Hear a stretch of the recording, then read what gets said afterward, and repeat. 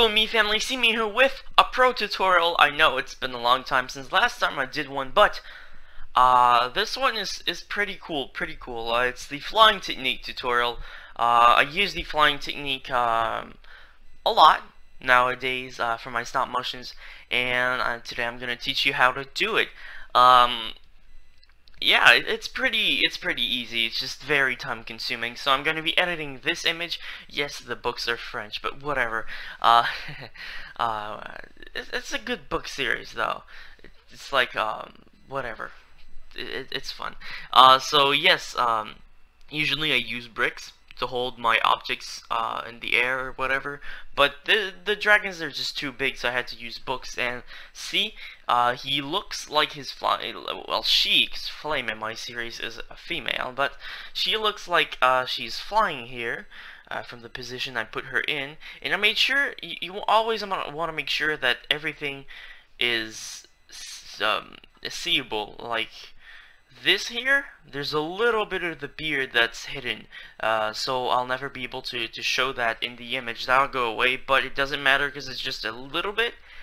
Like, you don't want to hide anything, basically. Also, before you take the image, you want to take an image with did I just I just X'd the image. Oh, I'm dumb. Okay, let's reopen it again.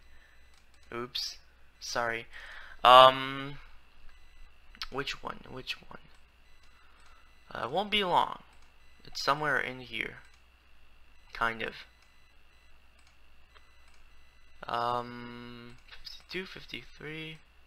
Which one? 58, I think. Yes, 58. There you go. So I'm gonna open that one up, and that is the image. Well, without anything. You want to make sure that your camera doesn't move, and you want to make sure that your lighting doesn't move. Here, for some reason, I don't know why, but it moved a little bit, but it's not that bad, so it's not gonna make a difference. You'll see in the end. I'll just readjust everything. Let's get this started. So basically, you want to copy the image, and you want to paste the image. So that'll create a second layer, and see, it just boom goes there. Oh wait, that's not even the right one. I'm like, what? Man, this is the one I wanted.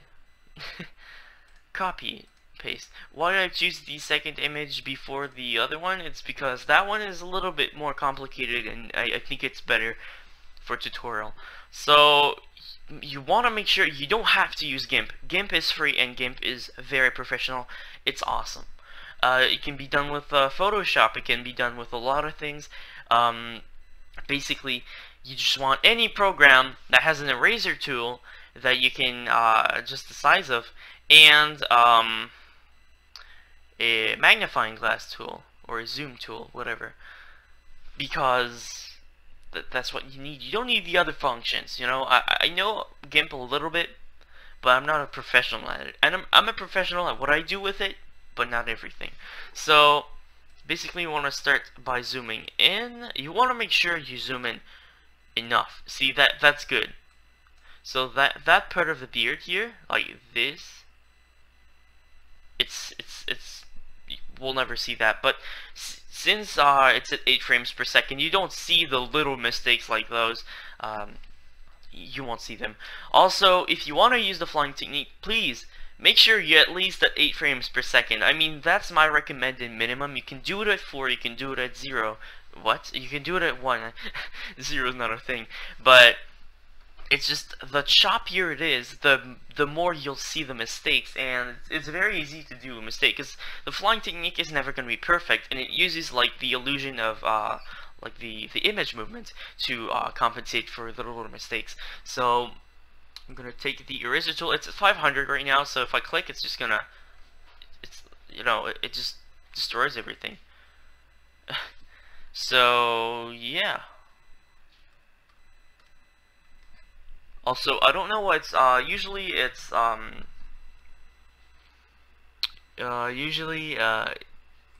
fades out for some reason. It just destroys everything. So I don't know. Gotta be careful about that. because usually it does like a fade in effect. The middle will be completely like that, and then it'll fade in or fade out or whatever. I don't know why. I probably clicked something, because if I were to X and then come back, it would be fine, but whatever. It doesn't matter, actually. It doesn't matter. So I always start with 5 here, the size. See, it's very, very small. So what I want to do is I just want to cut. I just want to cut everything. And you gotta do this. See, like the color's a bit different. That's because of the shading. And you can't just cut the image out. That's what I've been doing for a couple of frames. But if you want to go real professional and have the best image quality, you've got to do everything. So basically, yeah, you've got to just,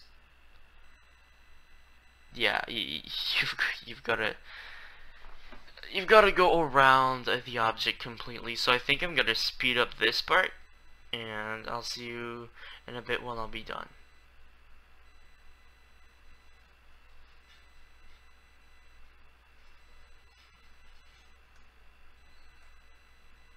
Oh yeah, before I speed up, make sure,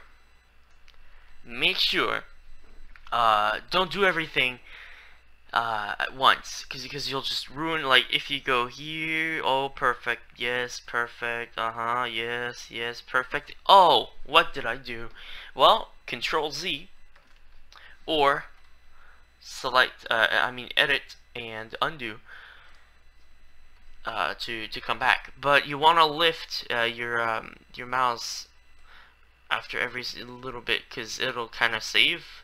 It'll register as another thing that you can undo, so you don't have to restart completely. So here, I'm just gonna do this, then I continue, and here's where I'll speed up. See, well, after you see, like there's a little part that's missing, but it'll go so fast you won't see. Also, I think I'm just gonna cut here.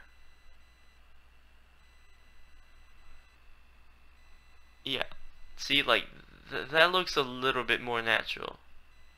Sure, it's not perfect, but you won't really notice it much. Yeah, now I'll speed up.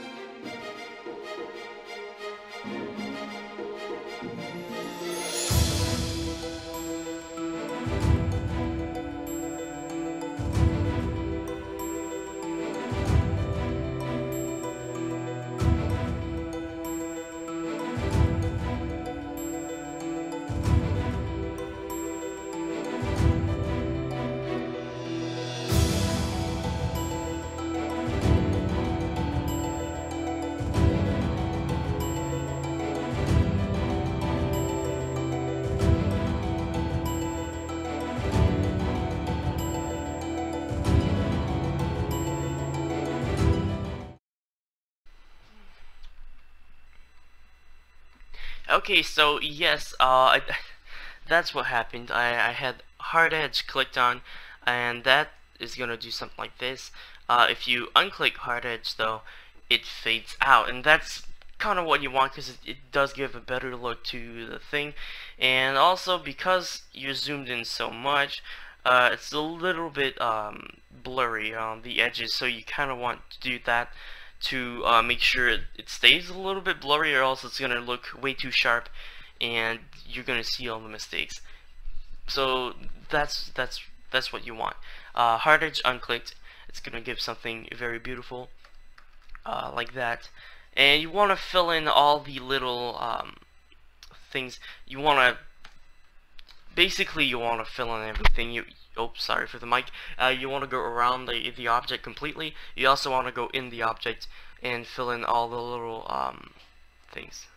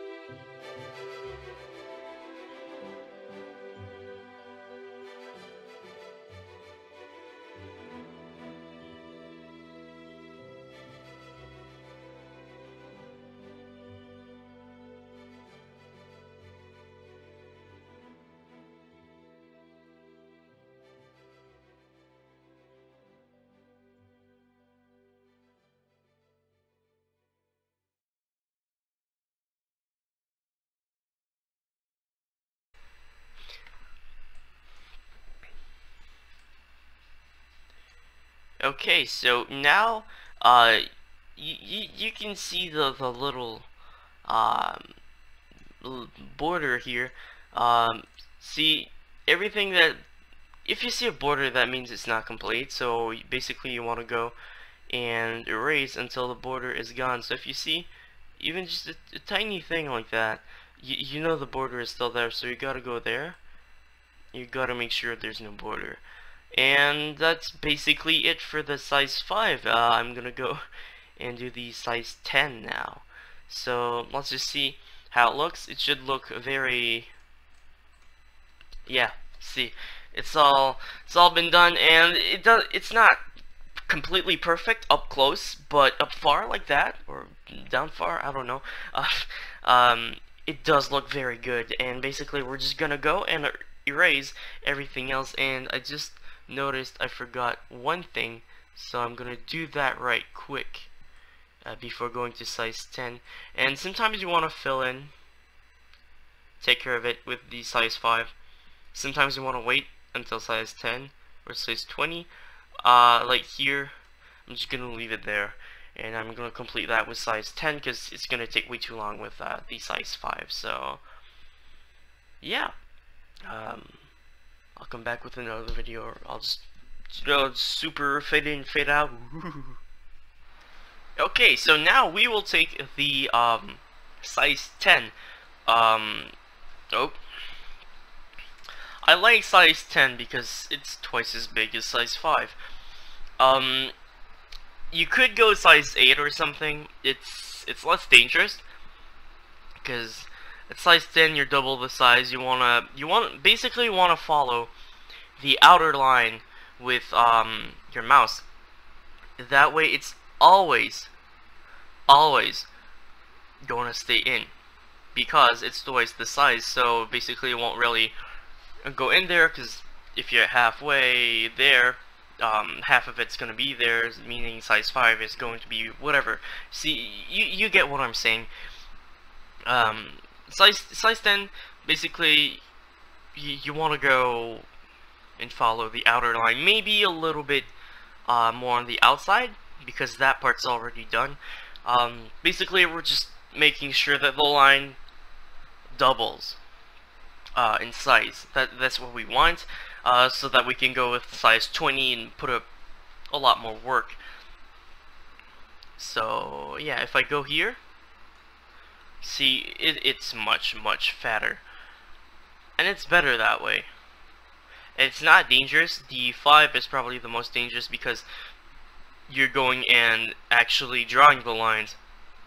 With 10, you're just following the lines, so it's much less dangerous, and it's faster, definitely faster. See, forgot this spec thing here, this one, and this. So don't be afraid to go a little bit further in, because, as I said, that's why we want fade out. That's why we want hard edge unselected. That way you can close in, and you know it's not gonna destroy the image. It's still gonna leave a nice fade out or fade in or whatever, and it's gonna make it look much smoother. So yeah, now I'll just go in and I'll draw the lines.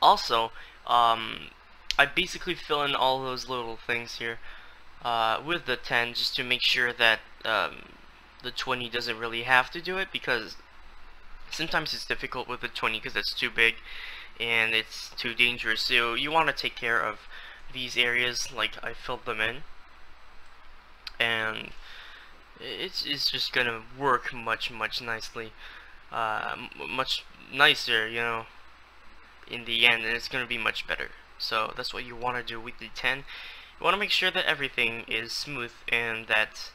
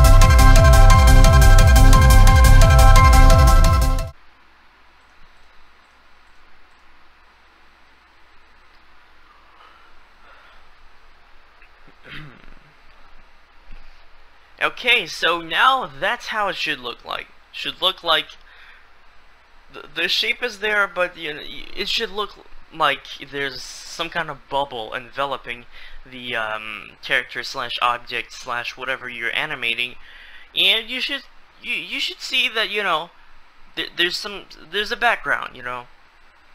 It's not it's kind of floating on the books right now, and that's what you want with the 10.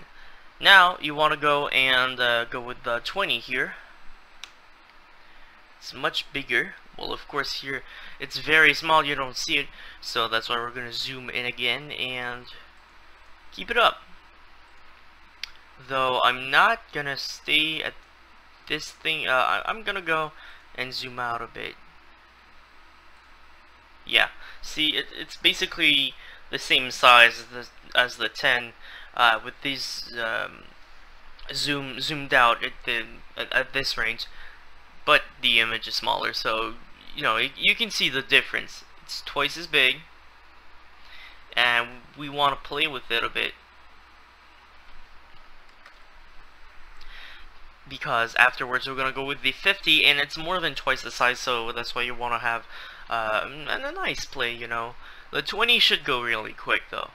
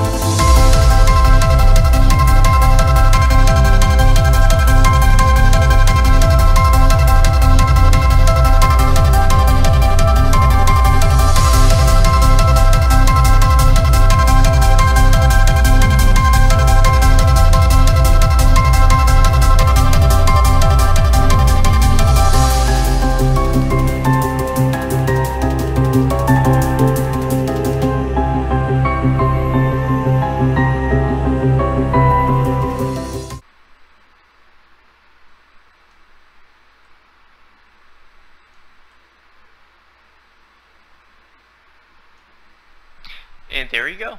So yeah, oh, I hate when that happens. That I probably click just on the side or something. Anyway, see, you should see a pretty big bubble now, because that's what you have to do with the 20. You make a bubble, and you make sure that it's big enough so that the 50 won't destroy the image.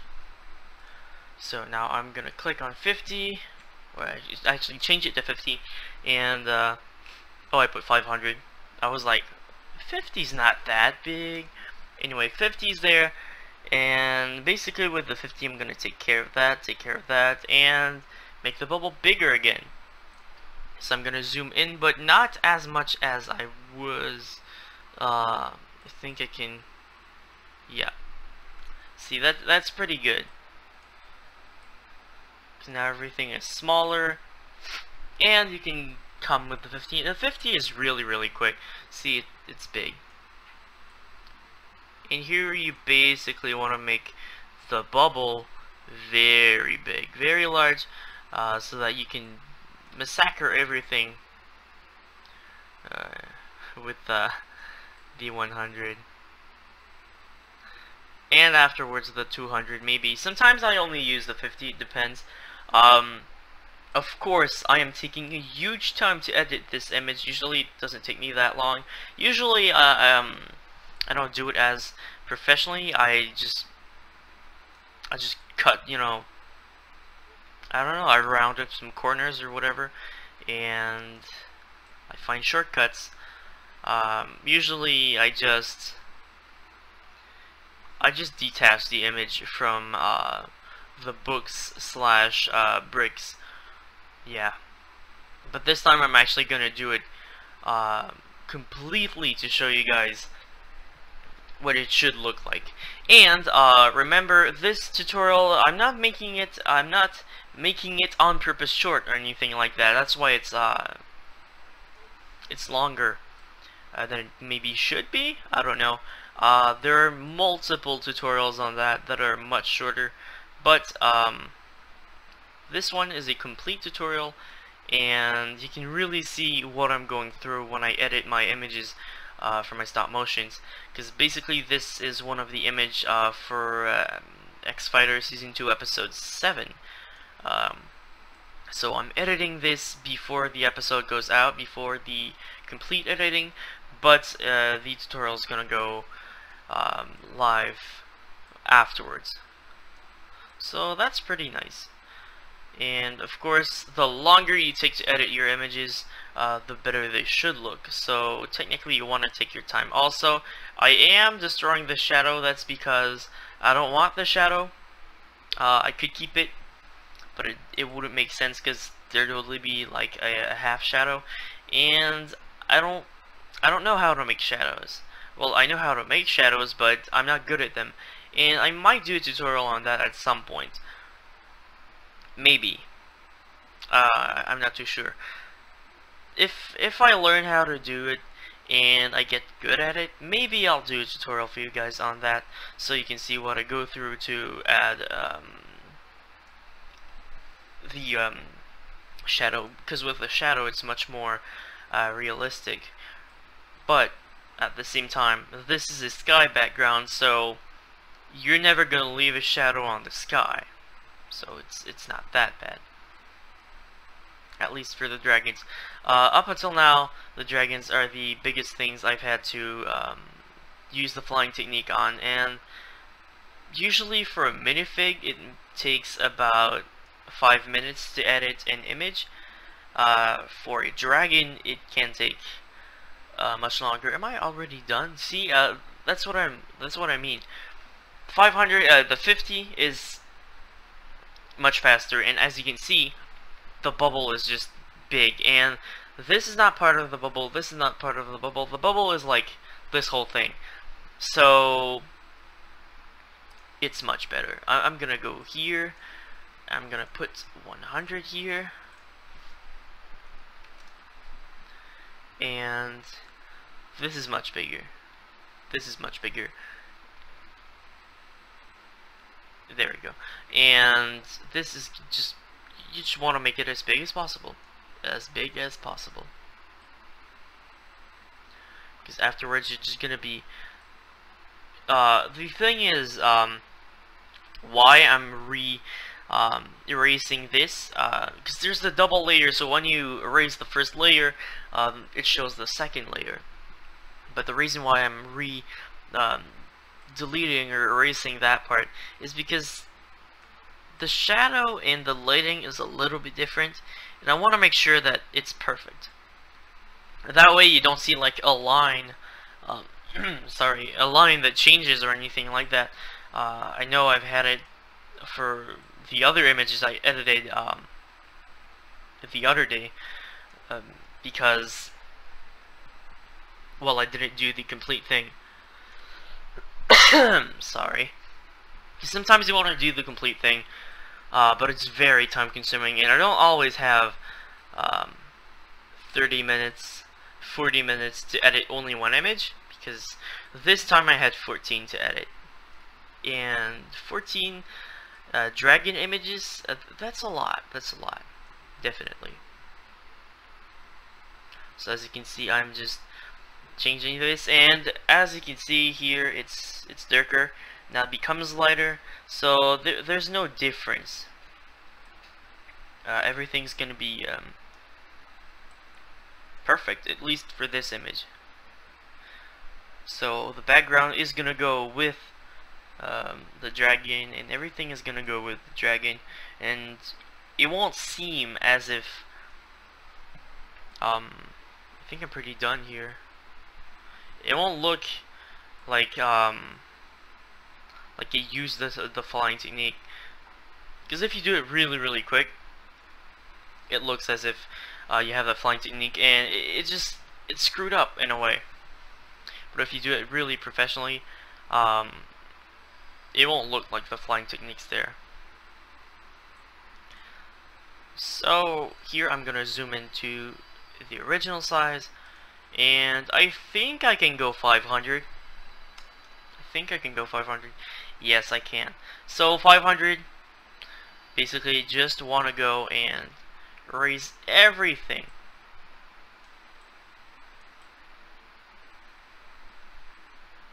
See how the dragon is flying? Make sure when you take the picture that your dragon or whatever looks like it's flying. Because if it just looks like it's standing on a brick or whatever, and it keeps that movement, it's just gonna look so fake. As you can see here, it was standing on a thing, but I used the beard as like pillar point or whatever, and I used these. So the beard is, I used that one, the third spike that isn't there now because I had to erase it. So it doesn't look completely flat. There's a little angle. Also, it just looks real. And that's it for this image. I'm just gonna export it. And I think that's it. Because if I go flying technique, that was image in number 12. I didn't edit number 11 yet. Gonna do that afterwards. So number 12, and here, see, that's what I mean, like, those are all my images. See, okay, it looks a little bit fake, if you look closely, and it looks very edgy and spiky. Here, not bad, not bad. Here is where it becomes problematic because the dragon is covering the light, and as you can see, oh right, you can see my mouse, whatever. As you can see here, there's like a line that's been formed because I didn't do the technique completely. Here, this image is the ugliest. It looks fake, but that's why at 8 frames per second, that's why I recommend that as the lowest. The dragon's gonna fly by really fast, so you won't see the line too much. Then there's this image, slightly better. I went and, I went a little bit more professional. And here, this and this, those were actually hidden by the books, so I had to cut them out. Sadly enough, that's why you never want to hide anything behind your support. You want everything to be on the support or in front of the support. Everything that is behind the support has to be part of the unchanging background, because you want to take an image without the object that you'll animate or the objects that you'll animate, and you want to make sure that the objects that you don't animate do not move. Then when you erase everything, they're still there, and only the image that you're animating moves. So as you can see, this does look very nice, very sharp, and very professional. Of course, there's this, as I said, but I had to cover it up. But except that, everything looks perfect, kind of. And this is gonna go at 8 frames per second, so you won't see like this here. It's a little bit edgy, and this here is a little bit edgy, but you won't see those because it'll go by really fast. I think that's pretty much it for this tutorial thing. Hope you guys enjoyed, because as I said, or as I was gonna say, this long tutorial is not meant for people who want to see a video of mine just to see a video of mine. The tutorial is meant for people who want to learn how to use the technique correctly and efficiently. So yeah, you'll get better at it, of course. When I started, I sucked, but I improved. The first time I used the technique was in my Ice Bucket Challenge stop motion video. A pretty fun video, actually. Go check that out if you haven't already. Yeah, so if you enjoyed this, please let me know in the comment section, because it's a lot of work to do something like that. Really, it's a lot of work, but it's worth it in the end, so yeah. Hit that like button down below for us if you enjoyed the video and are a proud member of the C.Mea family. Comment, it's always appreciated. Subscribe to C.MeaX if you haven't already. Join the C.Mea family, it's quite awesome for here. I'll see you next time, and as always, じゃあね。